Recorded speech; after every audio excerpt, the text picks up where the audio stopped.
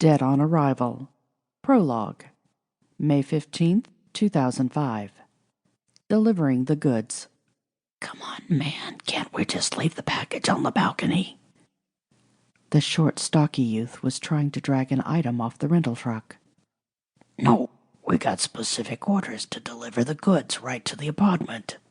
I've got the instructions right here, dog. How are we gonna get in there without getting caught? He was anxious about this aspect of his initiation exercise. Rebo, brother man, you know I can't do more time if we get caught. They said the next time I go in the joint, they're not letting me out for 20 or so. I can't do it. Scar nearly skinned me alive the last time. Rebo, whose full moniker was actually Reboot, due to his considerable savvy in moving hot computer parts, looked at his less intelligent brother. Come on, Walter, you big pussy, help me with the package. I have to deliver this as instructed or I'm dead meat. That's the word from the man.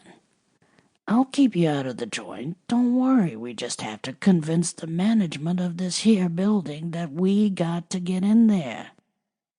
Rayman, he said as Ray came across the back parking lot.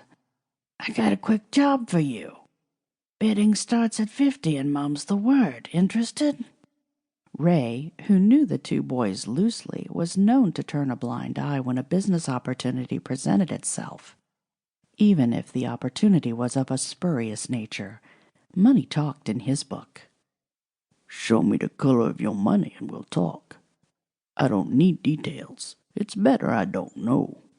Makes lying to the management that much easier. I thought you were management, spouted Rebo.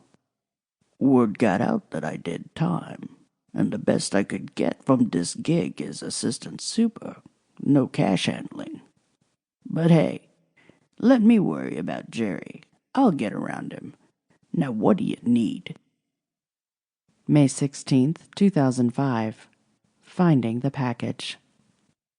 What was I thinking as I got up that Monday morning? I'd impulsively quit my job. I was on benefits for chronic health problems.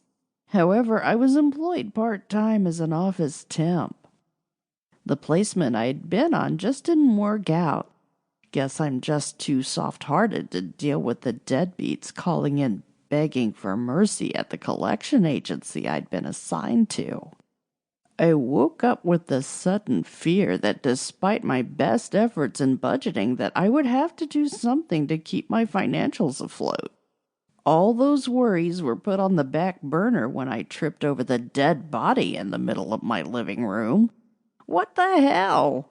I exclaimed as I went flying over a lump of something. As every red-blooded girl would do in this situation, I screamed. When I managed to pick myself up off the floor, I realized I knew the dead body. The deceased was none other than Anthony Velcro Hodges. He was aptly nicknamed Velcro as he attached himself to his prey until the debt in question was collected upon, or an asset was repossessed. He was said to be fairly hard-nosed and not well-liked in general. In short, he was an aggressive bully, and had been arrested for harassing people he attempted to collect from. He probably deserved to be fired for questionable practices, but murdered?